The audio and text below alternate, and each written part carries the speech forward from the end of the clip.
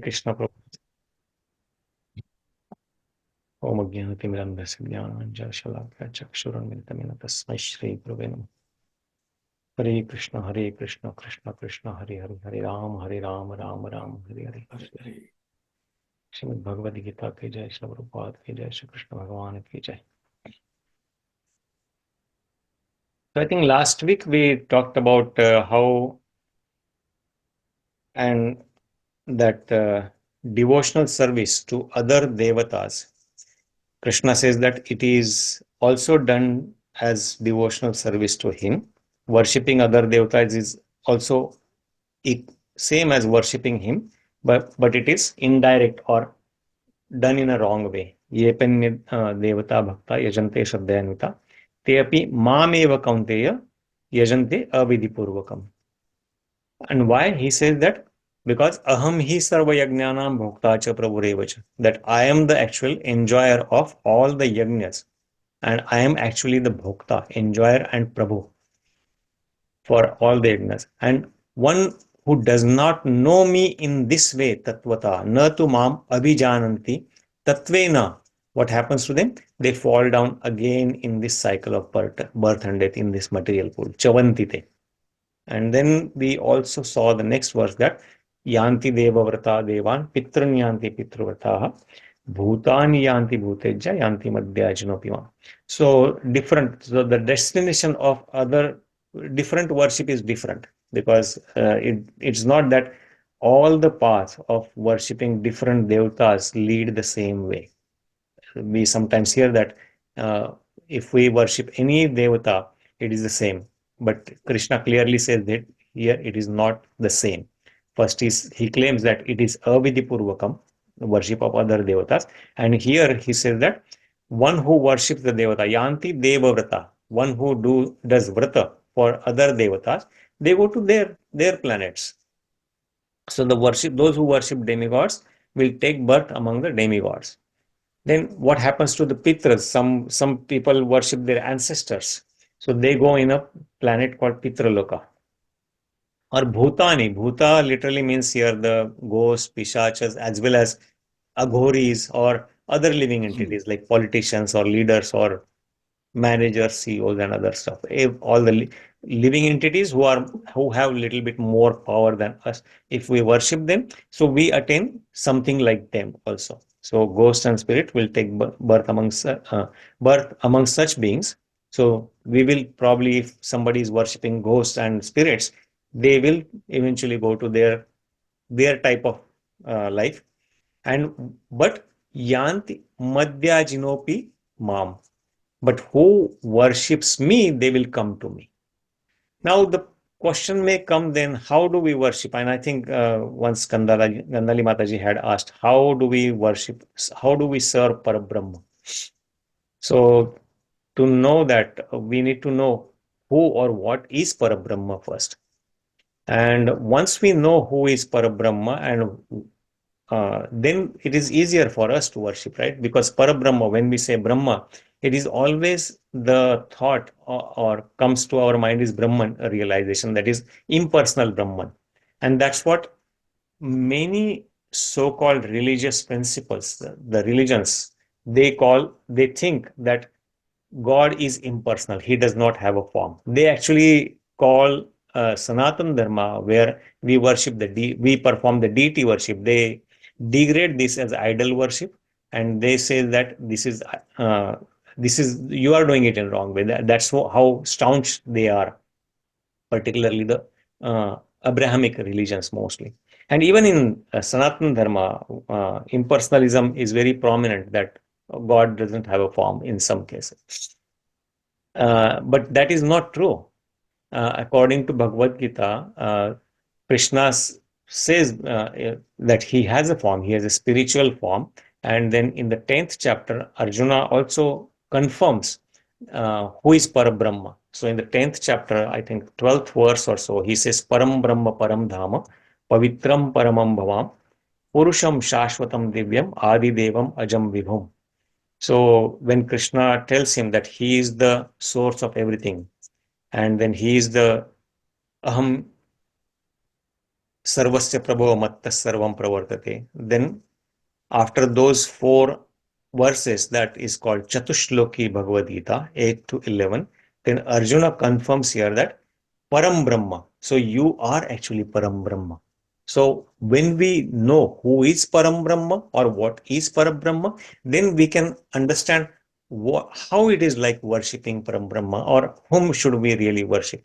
So here Arjuna is clearly saying that Krishna is Parabrahma. He is also Param Dhama. He is the supreme abode, Dhama.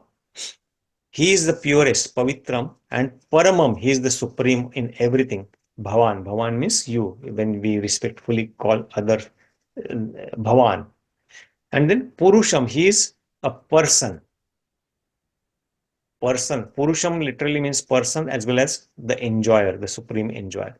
Shashvatam. He is eternal. Divyam, he is beyond this material perception, beyond this material creation. So he is transcendental to this whole material creation, what we can experience through our senses. Divyam, Adi Devam, he is the origin, or he is the source of all the Devatas, and he is Vibhum, he is the opulent, most opulent person. Then one may say that, oh, Arjuna is Krishna's very dear friend, so he is kind of glorifying him out of love, or he's just kind of eulogizing him so that he may be happy.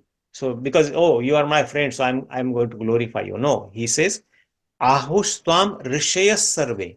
So this is said about you by all the sages, rishayas sarve. Devarshi Narada Statha. Also, Devarshi Narada says same thing about you. So he's giving background to, or the what do you call, Praman, how other great personalities also say same thing about Krishna. And then Asita, Devala, Vyasa, these are the great sages. They also say the same thing about you, that you are Parabrahma, you are the Supreme Lord. And now you yourself are telling me, Swayam cha eva bravishime.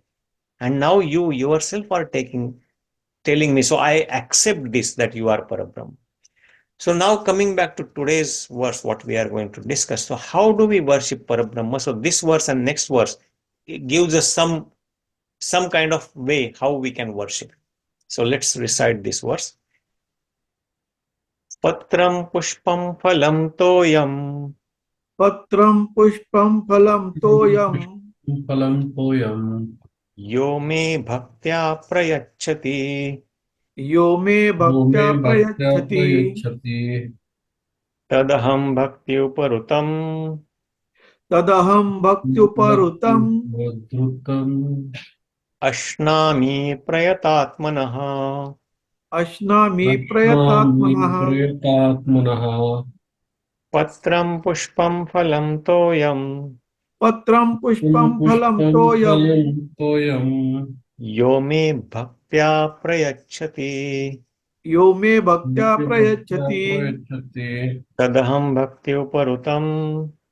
Tadahaṁ bhakty-upahṛtam. Aśnāmi prayatātmanaḥ. Aśnāmi prayatātmanaḥ.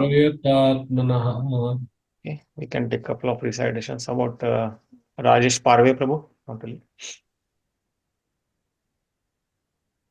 Patraṁ puṣpaṁ phalaṁ toyaṁ. Patraṁ puṣpaṁ phalaṁ toyaṁ. Yo me bhaktyā prayacchati. Yo me bhaktyā prayacchati. Tadahaṁ bhaktyā-upahṛtam.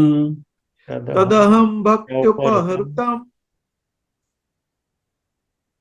Aśnāmi prayatātmanaḥ. Aśnāmi prayatātmanaḥ. Patraṁ puṣpaṁ phalaṁ toyaṁ. Patraṁ Patraṁ puṣpaṁ phalaṁ toyaṁ. Yo me bhaktyā prayacchati. Yo me bhaktyā prayacchati. Tadahaṁ bhakty-upahṛtam.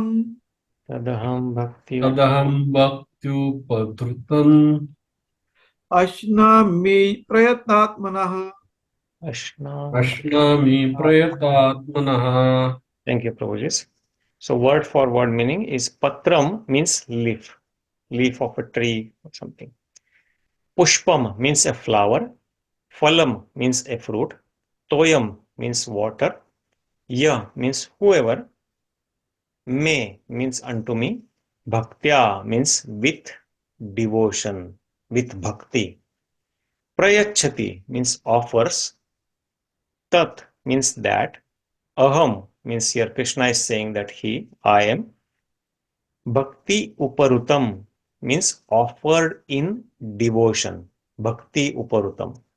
Aśnāmi means I accept or eat or whatever that, according to that context, that meaning is aśnāmi, accept. Prayatātmanaḥ, prayatātmanaḥ means from one in pure consciousness. So translation, if one offers me with love and devotion a leaf, a flower, a fruit or water, I will accept it. Actually here the last word is not added in translation. So if one who is in pure consciousness offers me with love and devotion a leaf, a flower, a fruit or water, I will accept it. So let's read the purport and then we can get in detail. How many? 4 paragraphs are there. So what we can do is we can divide it into 2 each. So who has not read? Kiran Prabhu, you want to read first 2 paragraphs? Yes, Prabhu.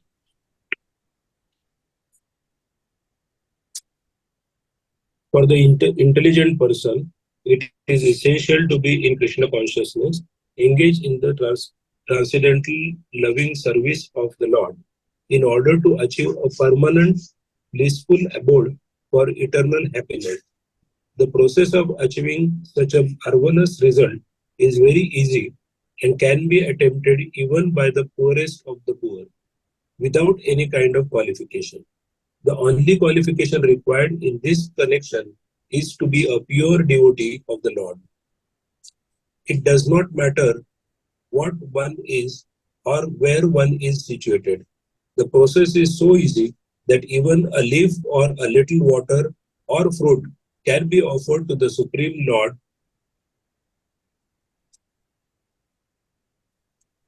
in genuine love, and the Lord will please to accept it. No one, therefore, can be barred from Krishna consciousness because it is so easy and universal.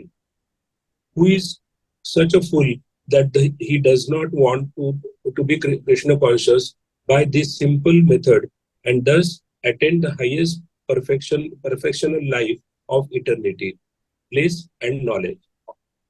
Krishna wants only loving service and nothing more.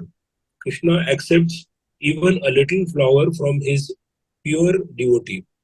He does not want any kind of offering from a non-devotee.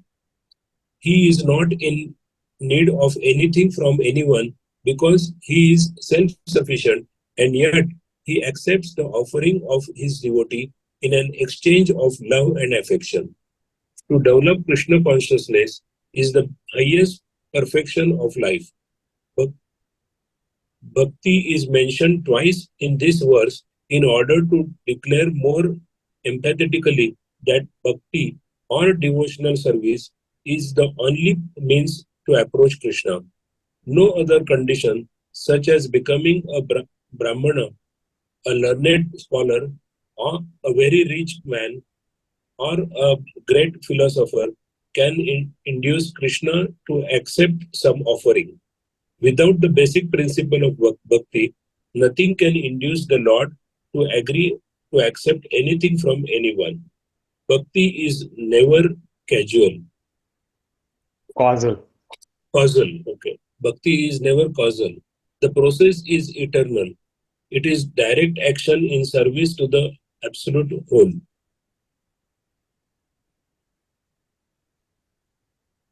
Here, Lord Krishna, having established that life is the only enjoyer, the primeval Lord and the real object of all sacrificial offerings, reveals that what types of sacrifices he desires to be offered. If one wishes to engage in devotional service to the Supreme in order to be purified and to reach to the goal of life, the transcendental loving service of God, then one should find out what the Lord desires of him. One who loves Krishna will give him whatever he wants, and he avoids offering anything which is undesirable or unasked. Thus meat, fish, and eggs should not be offered to Krishna. If he desired such things as offerings, he would have said so. Instead, he clearly requests that a leaf, fruit, flowers, and water be given to him, and he says of this offering, I will accept it. Therefore, we should understand that he will not accept meat, fish, and eggs.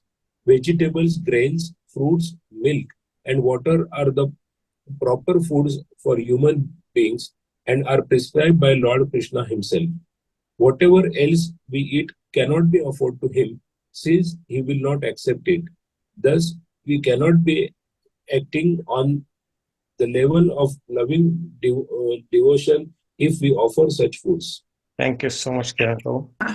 In the third chapter, verse 13, Sri Krishna explains that only the remains of sacrifice are purified and fit for consumption by those who are seeking advancement in life and release from the clutches of the material entanglement. Those who do not make an offering of their food, he says in the same verse, are eating only sin. In other words, their every mouthful is simply deepening their involvement in the complexities of material nature. But preparing nice, simple vegetable dishes, offering them before the picture or deity of Lord Krishna, and bowing down and praying for him to accept such a humble offering enable one to advance steadily in life, to purify the body, and to create fine brain tissues which will lead to clear thinking. Above all, the offering should be made with an attitude of love. Krishna has no need of food, since he already possesses everything that we, yet he will accept the offering of one who desires to please him in that way. The important element in preparation, in serving, and in offering is to act with love for Krishna. The impersonalist philosophers who wish to maintain that the absolute truth is without senses cannot comprehend this verse of Bhagavad Gita. To them, it is either a metaphor or proof of the mundane character of Krishna, the speaker of the Bhagavad Gita. But in actuality, Krishna, the supreme Godhead, has senses, and it is stated that his senses are interchangeable. In other words, one sense can perform the function of any other. This is what it means to say that Krishna is absolute. Lacking senses, he could hardly be considered full in all opulences. In the 7th chapter, Krishna has explained that he impregnates the living entities into material nature. This is done by his looking upon material nature. And so in this instance, Krishna's hearing the devotee's words of love in offering foodstuffs is wholly identical with his eating and actual tasting. This point should be emphasized. Because of his absolute position, his hearing is wholly identical with his eating and tasting. Only the devotee who accepts Krishna as he describes himself without interpretation can understand that the supreme absolute truth can eat food and enjoy it. Thank you so much, Prabhu. Very simple verse, but very powerful and very, very deep purport. We could discuss this really for a long time, but let's see. So, very simple. Krishna is saying here, you offer me patraṁ, puṣpaṁ, phalaṁ, toyaṁ. What? A leaf, a flower, fruit, and water or milk. But how is that Krishna is in need of all those things? No, he is the owner of everything. In the Ishopanishad, very first verse, is said that Isha vasyamidam sarvam yatkincha jagatyam jagat. tena taktena bhunjita magrida kasya siddhanam. That everything belongs to Krishna. We are given ownership or so-called proprietorship for temporary time. So whatever was here is going to was there before we were born, and it will remain here after we go away, after we leave this body. So everything was here. It belongs to Krishna. We are given access to this to some degree. We are given control over certain things to some degree for certain period of time. So even though nothing belongs to me, then what is that mine I can give it to Krishna? Nothing. But still Krishna says that patraṁ, puṣpaṁ, phalaṁ, toyaṁ, yome. How? Bhaktyā prayacchati. One who offers that to me with devotion. And Prabhupada also writes in purport that the word bhakti comes twice in this one single shloka. So all he wants is our bhakti. He doesn't need leaf or flower or anything actually for that matter. He doesn't need anything. He is not in need of anything. He is the one who is giving everything to everyone. But still he says, if somebody gives me with love and devotion, I accept it. I appreciate it. And it's just like a small child. If the father comes to home from office and the child comes and gets him something from his, oh, daddy, I have some candy for you. I have saved it for you. Take this, please take this. So who bought the candy for him? Daddy. So is daddy in need of candy? No. But when his child, young child, offers it to him, that is the love that is daddy appreciating. His father is appreciating that, and he's accepting that. That's what Krishna is looking for. Bhakti, love. So that is the way we should serve Parabrahma. That is, how do we do that? Patraṁ, puṣpaṁ, phalaṁ, toyaṁ. Is it very difficult? So Prabhupada mentions in the purport that no, every person can do this. You don't need to be very rich. You don't need to be very learned. You don't need to have any degree. Nothing. You don't need to be a jnani. You don't need to be a sannyasi. You don't need to be a very learned, great brahmana or anything. Anybody can offer these things to Krishna. But how he is expecting? With love and devotion. And if you read this, these are all vegetarian things. So when we offer Krishna is not saying, one funny lecture I heard long time back, Gaur Gopal Prabhuji, he said, so he made up some words and he said that Krishna is not saying, andam matanam yome prayacchati, andam matanam machham. And Prabhupada writes that he is not asking for meat, egg, fish, or something. Yeah, that's meat. They should not be offered actually, because they are considered as food in the mode of ignorance. They are abominable food. So all we need to give him is, and this is so simple. So any smart person who is really intelligent, why would he leave this opportunity? This is the greatest return on investment. You don't have to invest too much, and the return is eternal. It is not temporary. That return on this investment, we can carry life after life. Swalpamapyasya dharmasya trayate mahato bhayat. So for actually in the Chaitanya Mahaprabhu says, I think in Chaitanya Charitamrita there is a verse, Krishna je bhaje se bada chatur. One who worships Krishna, he is the smartest person in this world, because he knows who the boss is and whom kisko makhan lagana hai. So he knows who is the right person whom one should worship. Krishna je bhade se bada chatur. So for the intelligent person, it is essential to be in Krishna consciousness. So Krishna consciousness is for the most intelligent class of people. Anybody who has some intelligence, they will engage in this because it is very easy. And also the second verse, what Rajesh Prabhu was reading, Rajavidya Rajaguhyam Pavitraṁ Idamuttamam. pratyaksha avagamam dharmyam susukham kartum avyayam. It can be experienced pratyaksha, by our own experience. We don't need to be told by somebody, oh, you do this and then you will feel this happiness. No, we ourselves will experience this pratyaksha avagamam, this dharmyam of serving Krishna. And how can it be performed? Susukham kartum avyayam. Even the process of worshipping Krishna is very happy, susukham. And that's why we call Maharashtra as Santanchi Bhumi. All the saintly persons who were engaged in Krishna's service, in the bhakti, they were mad. They were drowning in love of Krishna.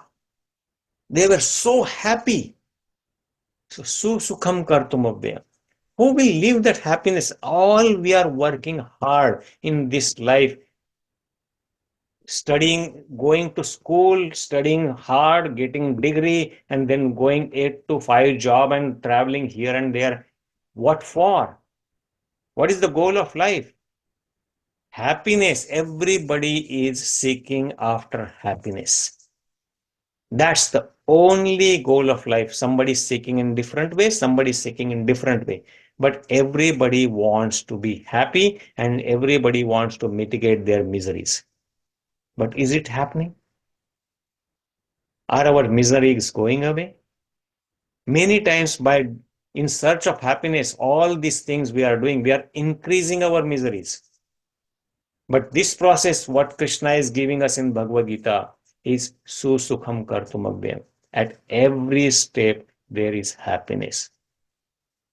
Irrespective of it's not that there is no work. It's not that the devotees just sleep on the couch with their legs holding on the top and then just relaxing and drinking. And no, it is not. It is hard work. It is lot of hard work. But that the happiness we derive out of that work is at different level that cannot be expressed.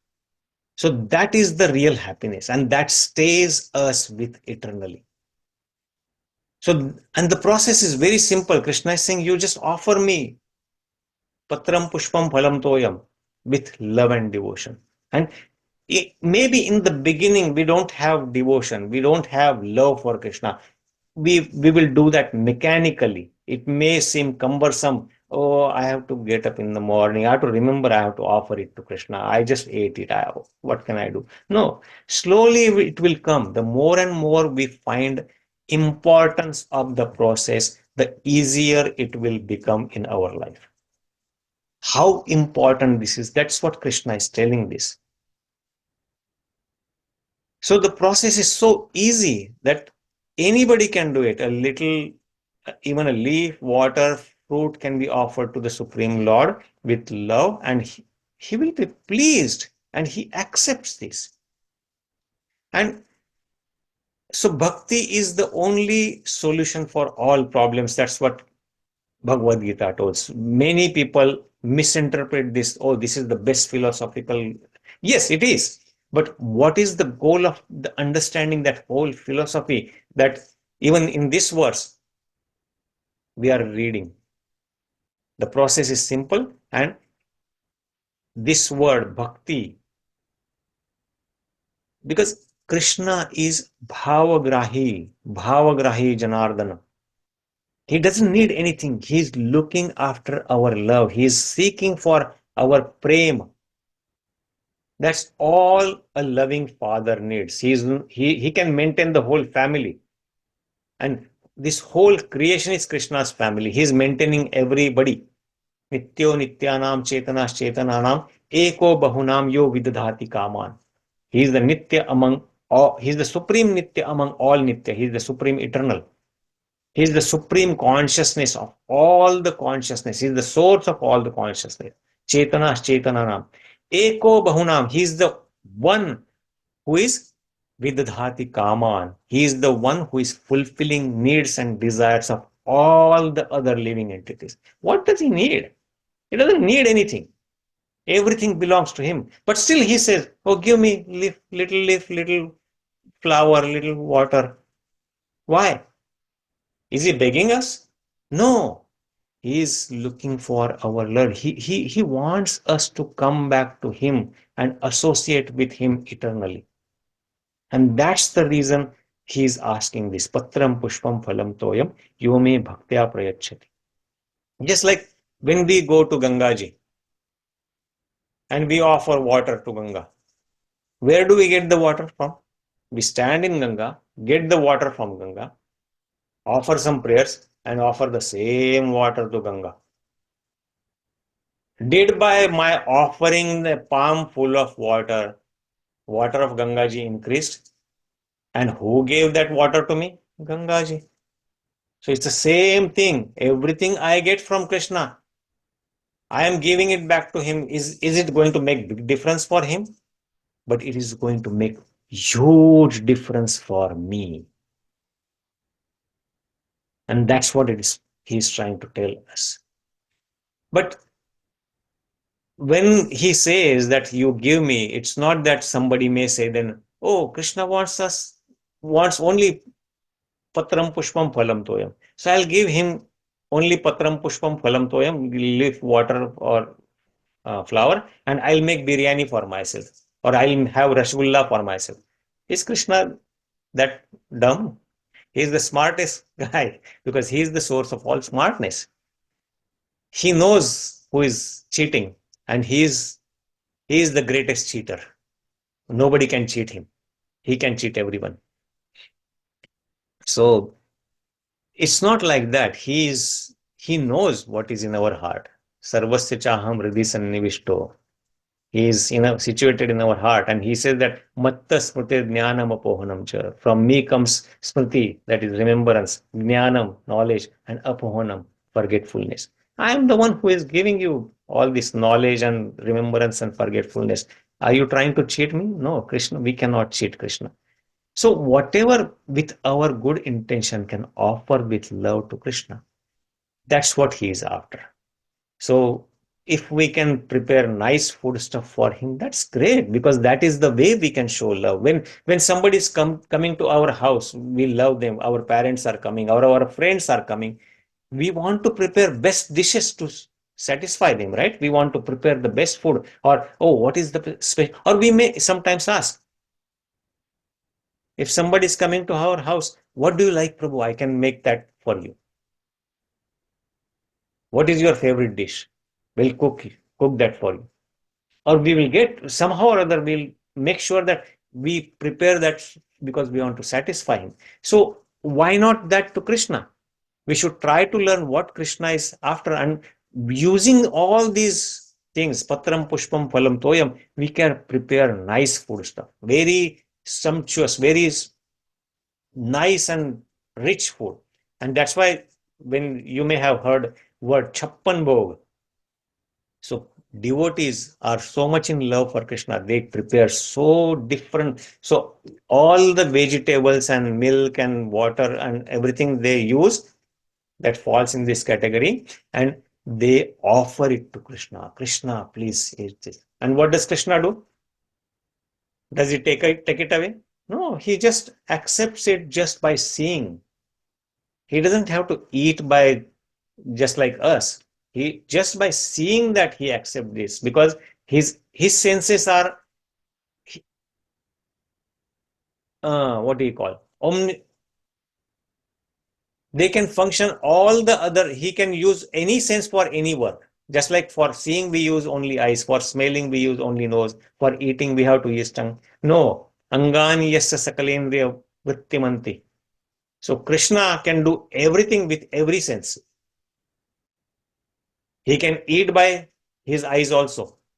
So just by seeing he eats it, and all the remnants we take as prasadam then. And that's what we eat. And that's what Prabhupada, I think, refers here in the 3rd chapter, 13th verse. Yadna shishtasya santo mucchante sarva kilvishe bhunjate te agham papa ye pachanti atma karanat.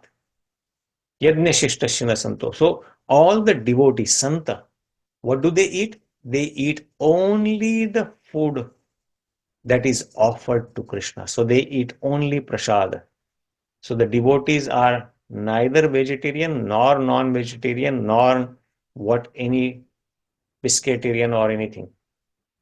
They are prasaditarian.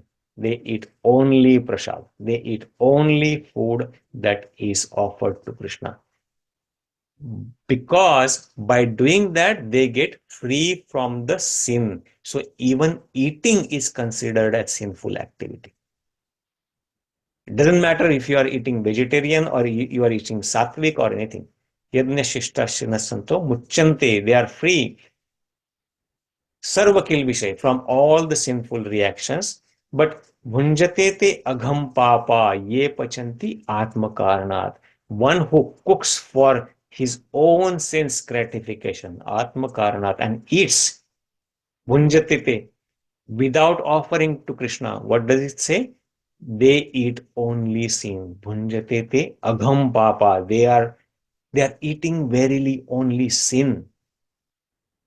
And I am not saying this. I am not. This is Krishna. Krishna says this. So let's see, 3:13.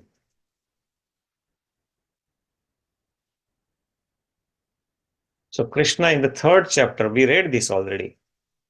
तीसरा अध्याय 13वीं वर्ष यज्ञ शिष्टश्न संतो मुच्यन्ते सर्वकिल विषय भुंजते ते अघम पापा ये पचन्ति आत्म कारणात्. The devotees of the Lord are released from all kinds of sins because they eat food that is first offered in sacrifice. And any sacrifice is only meant for Krishna. Yajñārthe karmano anyatra lokayam karma bandhane.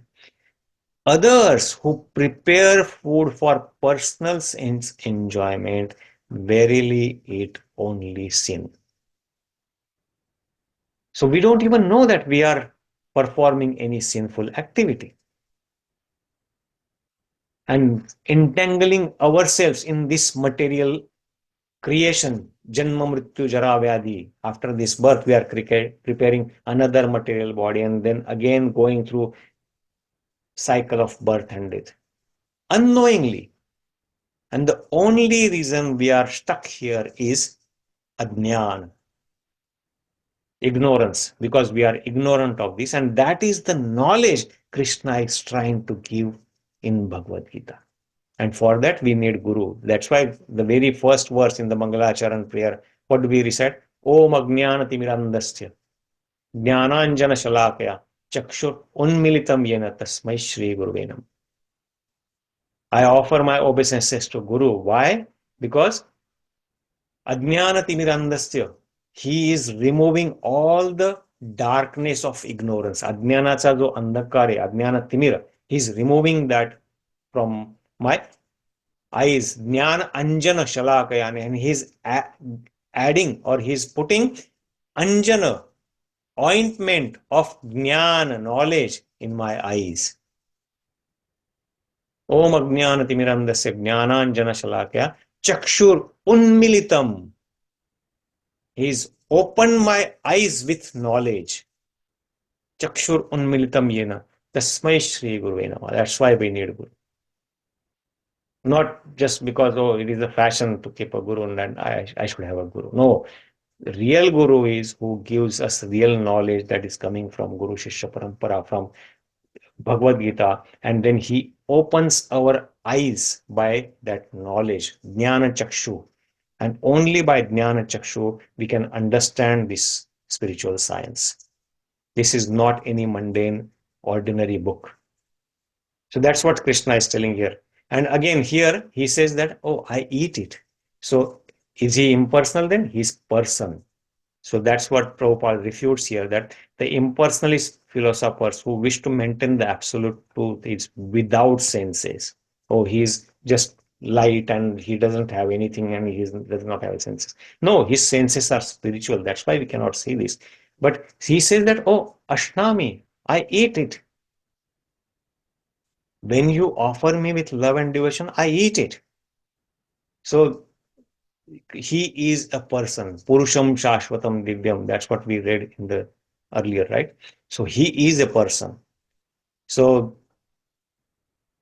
that's all. I think we can talk so much on this verse, and so because this is such a simple but such a powerful verse, and Prabhupada gives so many things in here. It's very beautiful. But I think I'll stop here and we can get some reflections. Hare Krishna, Prabhuji. Any thoughts, Prabhuji?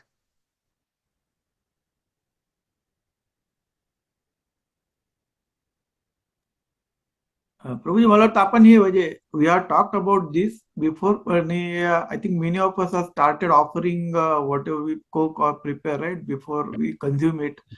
So definitely म्हणजे याच्यात त्यांनी सांगितलंय की whatever you do before you go through the scene of just eating as a scene as considered, but make it म्हणजे पवित्र बनवा त्याला आणि consume it so that you will be away from that scene and you will consume before you consume it kind. आणि and whatever you offer, we offer it with wholeheartedly, whatever is the case. आणि त्याच्यामुळे अगदी साध्या शब्द सोप्या शब्दात सांगितलं की पत्र पुष्प फल तोय, which is readily available for rich as well as the poor. So situation will not matter here, only your love or affection towards God what matters here. Perfect. Very, very nicely put. Thank you so much. Yeah, very nice. She is actually saying, try and be like a mother. Whatever she gets, माझ्या बाळासाठी थोडं. She always ensures that one share is kept for the child, whether the child is there or not. संध्याकाळी येणार, दुपारी येणार शाळेतनं, I have to keep. That should be our attitude, to keep something for Krishna. The same love. That the moment I get something, first share. तर कृष्णाचं कुठे? Keep that aside. Keep it as prasadam for him. That kind of devotion or that kind of love is what actually he expects. And whether he expects or not also, I don't know, but that is the only kind of attitude that will give us that satisfaction. We can always cheat ourselves saying, मी एवढं दिलं, तेवढं दिलं. It doesn't really matter. Your soul or your heart will feel that contentment when you do that. And that's what he is saying. So actually he is trying to tell us for our own good. It's not for anybody else or for him. Yes. It is for our good. He doesn't need anything. He's complete. He's Atma-Rama. He is happy within, self-satisfied. Correct. Thank you, Rajesh Prabhu. Thank you. Hare Krishna. Hare Krishna. Any other thoughts, Prabhuji? या verse बद्दल सुरुवातीच्याच काळात आपण बोललो. आणि आपल्याला म्हणजे जेवण झाल्यानंतर आपल्याला अन्नदाता सुखी भव ही आपली नॉर्मल जी आहे त्याचबरोबर जेवायला बसायच्या आधी किंवा खायला बसायच्या आधी या याच्यामुळे सुरुवात झाली त्याला की आधी पण धन्यवाद नंतर खायला सुरुवात करते त्याला हा या ह्याच्यावरच वेगळं हे.